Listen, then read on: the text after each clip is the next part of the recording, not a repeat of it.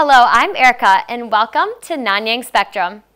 Health is in the spotlight this episode as we find out more about exercise and becoming a smoke-free campus. Also, the destruction of our favorite haunts by too many people. And a chance to win some attractive prizes by answering our simple quiz about the news stories reported today. 6.9 million. Can we live with that? The white paper on population growth received a great deal of media attention, mostly about our future in an overpopulated Singapore. Today, Nanyang Spectrum uncovers the personal price we pay for growth. People attach meanings and memories to spaces, be it a lover's bench, an old tree, or even a big grass patch. And as Singapore gets more and more crowded, we build more and more over these places. Like the rest of Singapore, NTU is also gearing up to accommodate the growing student population. But on what costs? Many feel that the concrete jungle has overtaken green spaces. Not surprisingly, they're feeling increasingly claustrophobic, and we talked to one of them. I used to stay in Hall 6. My unit was somewhere over there. And I remember there'd be times when I'll be coming down with my roommate for a night run, and we'll be running down this path, past this lake. And behind this lake, I always remember there used to be a forest somewhere over there. Do I feel sad? I think definitely. I mean, I spent about a year in Hall, and this is one of the familiar places that that it means something to me. Yeah, it's part of Hall 6, although it's not necessarily within Hall 6. And sometimes I still do run around school when I have the time. So I think it'd be quite strange to actually run past this area where I used to see some forest and now it's completely gone. Like Aaron, other students are also worried about losing such spaces that are meaningful to them. It's just really quiet here compared to everywhere else. It gets really crowded on campus and noisy, so this is really quiet. It's sad that we're losing all these green spaces because I think the biodiversity is gone. NTU is still arguably green. If you see horticultural trucks bringing in potted plants a lot of the times. If you wanted a pretty stage, you could put flowers and potted greenery instantly, but it's not the same as having a natural biodiverse forest. We also got down on the ground and asked students what this loss of space means to them. Okay, I think I'm really going to miss the forested areas around the hall, because at least when I was in hall a really long time ago, people could still run and then walk past the nice forest and take in the atmosphere, especially when it rains. It's really pretty. But right now, I think I wonder what's going to happen to all the papi hutan and the forest pigs who live in there, and all the snakes and the fauna when the green spaces are being cut down. Lost spaces, lost memories. It is now common to see tall green fences surrounding what used to be empty green spaces. How long more will these spaces remain before they exist only as memories? In line with the recent extension of the smoking ban across Singapore, NTU has revived the prohibited areas for smoking within the campus. The age-old debate between health and personal rights is always one of the many challenges towards making NTU a smoke-free campus. Students and staff who smoke will have fewer places to light up in NTU. With effect from January 2013, smokers are not permitted to puff in common areas such as residential buildings, covered walkways, overhead bridges, and 5 meters within bus stops. According to NTU's Office of Health and Safety, students, staff, and contractors should only smoke in designated smoking areas. They are any open car parks outside a 5 meters exclusion area and marked areas at the rooftops of North and South Spine. In 2012, campus security officers have caught 17 persons smoking within banned areas in campus. They were issued with verbal warnings and had their particulars taken down. Despite the designated smoking areas on campus, students and staff can still be spotted smoking outside of these areas. Staircase landings and roofs are often littered with cigarette butts, indicating that some have violated the rules. Are you aware that there's an extension of smoking ban throughout the whole school? No, I'm not aware of the smoking ban extension. Neither do I know the areas that are covered. Now that you're aware of it, what are your views on it? Probably have fewer places to smoke. Will it encourage you to quit smoking in future? I don't think I will stop smoking because of this. While the campus security staff works hard to keep the smokers in place, students can also play their part to keep NTU smoke-free. How do you feel when you smell smoke or see people smoking in school? Are you bothered by it? Yes, I'm very bothered by it. I don't like the smell to follow me wherever I go. Will you remind smokers not to smoke if you see them smoking out of the designated areas? No, I don't dare to approach them. While more could be done to create awareness for the extended smoking ban, students and staff are reminded that violators could face up to a fine of $1,000. We encourage smokers to be responsible and non-smokers to remind those who flout the rules. We hope this measure will encourage more to quit smoking. This is Kathleen and Ting Ling for Nanyang Spectrum. Student-run initiatives are vital for a balanced student life. Promoting active lifestyles is just one of a few ways that brings our students together. Our reporter Jessica Novio works out with We PE team and makes a few new friends along the way. Wee School of Communication and Information has a reputation for being one of the least sporty schools in NTU, as evidenced by their inter-school games track record. But things might be looking up. Introducing WeP, a student-run sports initiative that started a month ago. WeP stands for We Physical Exertion. So like in WeP, it's like this social sports club where weekly we will organize games, like any games lah. We hear from the public what they want. So far, in Wee history, the school has never won a single inter-school game before. Personally, I feel that our strength is not in sports. After all, we are a communication school, so we don't see the sun much. Basically, we don't have enough people in the school. It's a very small school, so the amount of talent we have, sports talent, is not that much as compared to other schools. So I guess that's a bit of an unfair disadvantage. And we also don't have enough guys. Yeah, I think that's one of the problems. Such seems to be the general consensus amongst many Wee students, resulting in low participation rates in the annual games. However, Amira believes that the club can bring about a change. During the games, like we meet up with people that we don't really know, and we actually realize that we actually bonded very well when we played the games together. It's not about the winning or losing. It's about like building school spirit. And it's very good because we get to make new friends and bond with other schoolmates. Because during freshman orientation camp, then we have OGs, so we try to make friends outside of our OGs.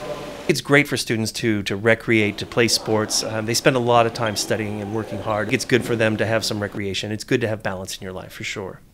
The club has grown considerably since its creation. It now has more than 50 members and continues to steadily increase. It has even attracted the interest of faculty members like Ms. Diana, the school's assistant manager of undergraduate studies. I'm very supportive of student-run initiatives. I think that it's very empowering for students to take complete ownership over something. And in particular, I support initiatives that are focused on physical well-being. I think that this is one area that students often neglect in their very hectic lifestyle. So having this initiative with students coming together, it's very motivating, and I think encourages them to make it something sustainable. WeP is definitely not limited to just Wee students. Anybody who is interested is more than welcome to check out their Facebook page. Now I'm going to join in for some Pilates fun. This is Jessica reporting for Spectrum TV. Whether you are a student outside of Wee, an exchange student like myself, faculty or staff, why not join in the weekly games? In the first part of Let's Talk, Gail So speaks to a multi-talented singer and songwriter.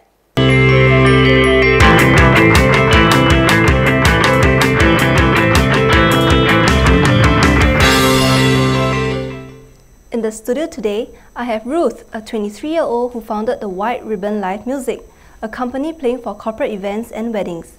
So Ruth, tell me a little bit more about yourself. You can also call me Miao Ru. I'm actually 22 going on to 23 this year, and I'm a full-time musician currently, and it all started for me when I was 16. I started singing backup vocals, demo singing for some prominent local artists such as JJ Lin and Joy Chua, and I was also doing commercial and radio jingle demo singing, and also singing for movie soundtracks. So right now I'm actually a resident singer performing at places like Switch by Timber, Shuffle, as well as 5 Bar. It's just some local live music performing outlets. And like what I've mentioned, I actually founded my own live music company called White Ribbon Live Music. I see. So what kickstarted your passion for music? I mean, it started back when I was 16, so I really love music, and I was always doing bathroom singing when I was 7 or 8. So I attended my first proper vocal lesson when I was like 16, 17, and that kind of kickstarted everything. Yeah. So what challenges do you face in this career? I guess the challenges came when I started to pursue this professionally, because I graduated last year from NUS, and after which I kind of needed a direction and needed to know what to do. And because I was so attached to music, I thought to myself that, okay, I should just go for it and go into full-time singing and doing music full-time. So what that actually means is that I sing at night at the different live performing outlets, and in the daytime I would be meeting different clients and couples to sort of tailor the musics of my band according to their needs for their wedding celebrations and corporate events. And challenges would be that most people, they usually think that being a musician is not something that's very stable. It's something that's usually frowned upon. So for me, starting White Ribbon Live Music was me defying that, because I kind of like told myself that I don't want to be seen as a struggling musician.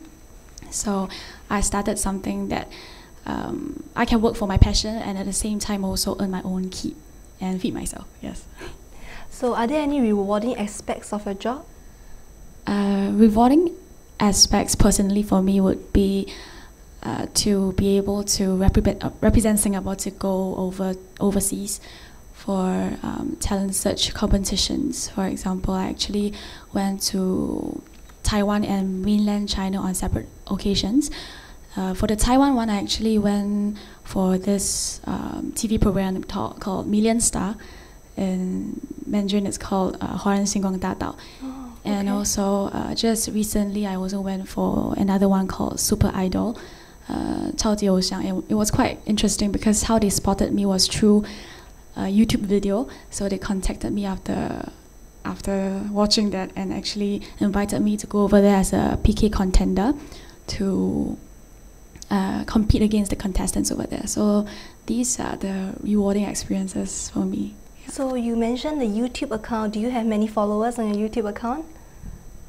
I mean, numbers wise, I guess it's quite alright, as in I have 4-digit subscribers on YouTube, and I've been, back then I was always uploading a lot of YouTube covers, but right now it's kind of slowing down because I'm preparing for an upcoming EP album, which will be released in late July, August this year. Right, so can you share anything about this album, or is it like top secret? No, it's not really a top secret. Regarding this album, it's actually gonna be my originals, so they are all self-compositions and songs that I've written over the years. So it's an EP album, so there will be around 5 songs, and I'm actually working with 2 producers for this, Mr. Jim Lim, Lin Qiyu 老师, and also Wilson Tan, Chen Zhongshun. They are sort of very good producers in the industry, so I'm really glad to have the chance to work with them. So I'm really looking forward to the release of the album actually. Well, good luck to you. Thank you very much. I heard you prepared a piece for us today. Yes. 就这样爱你爱你爱你，随时都要一起。我喜欢爱你外套味道，还有你的怀里，把我们衣服纽扣无扣，那就不用分离。美好爱情，我就爱这样贴近，因为你。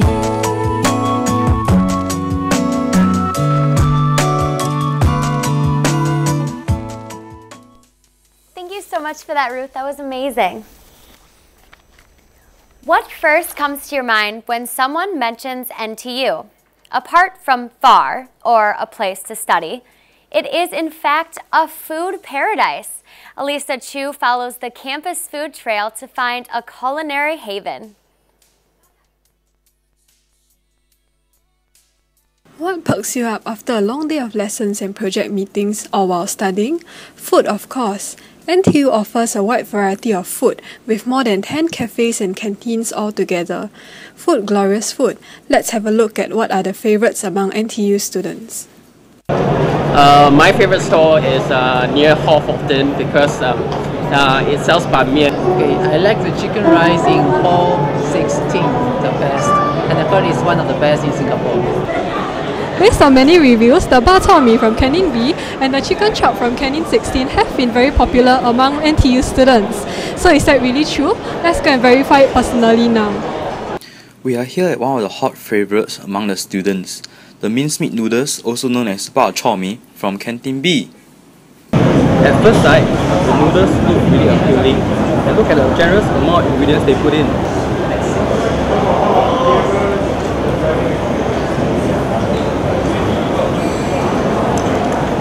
It tasted really good, and the noodles has a springy texture. Now let's see what the uncle has to say about his bak chor mee. Uncle 问你一下，你在这间学校卖bak chor mee几年了？差不多快1年了。快1年了。那你觉得为什么这样多学生会喜欢你们的bak chor mee呢？他们觉得好吃的嘛。Now we are here at another hot favourite among the students, the chicken chop from Canteen 16. This looks delicious. Let's try some of the chicken chop.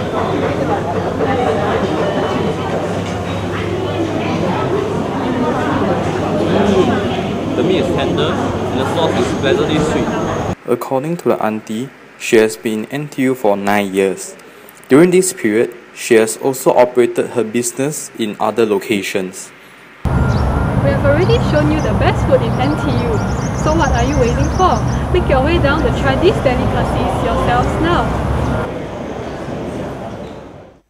In the second part of Let's Talk, the chair and vice chair of the NTU Guitar Ensemble talks about a life with strings and the ensemble's upcoming concert. This year's NTU guitar concert, themed As I Walk Through Life, is about the journey between the joys of birth to the sorrows of death. I have with me Ng Chek Yong and Feng Yuyun, members of the Guitar Ensemble Club in NTU. They have been really busy tuning up in preparation for the concert. So, what drives you to play the guitar? For me, I started out playing the guitar as a CCA when I was in JC. And after that, my passion for the instrument grew, and after graduation, I continued to take private lessons. And when I entered NTU, then I continue to join NTU Guitar Ensemble. So how about you, Yuyun? So because I love classical music, so in my spare time I want to get some instrument and play it myself. So after I'm being in NTU and I found one CCA, that Guitar Ensemble, so I want to join everybody in the club and then play together. So being the chair and the vice chair of the club, do you face any difficulties managing the club? Yep, a bit. So share with me your difficulties. It's about managing the people, because all of them have their own commitment. They are not only solely, they have their quizzes, their exams, and sometimes they can't come for practices. But you can't blame them for that. So yeah. So when do you hold your CCAs? Which days or timings? So our CCA is on Monday and Wednesday from 8 p.m. to 10 p.m. So where is it held? Nanyang House. Nanyang House? Yeah. I see. So how many people do you have inside your CCA right now, currently? Our CCA is being divided into two groups, so the main group as well as the beginner group. For beginner group, there's about 45, and for main group, there's about 20 of us. So do you have any plans to expand the CCA? Yeah, we definitely hope to be able to attract more talented musicians to join our CCA. So tell me more about this concert. This concert actually is our annual concert. So we will have one concert each year. So this year we choose the title as I Walk Through Life because we found some fantastic pieces of music that can explain the memories and the feelings through different stages in our lives. So we want to share it with other people who loves music and who want to share their memories with us. So we choose different stages and the one piece for different stages. Then we play together. So we play it together so as we all can walk through our lives. So on a final note, do you think the CCA has changed you in any way, made you a better person perhaps? Definitely. Yeah, I learned a lot. And you? Yeah, I learned a lot. Thank you very much. We'll be hearing a little from the Guitar Club a little later. Back to you, Erica. Well, it's time for us to go.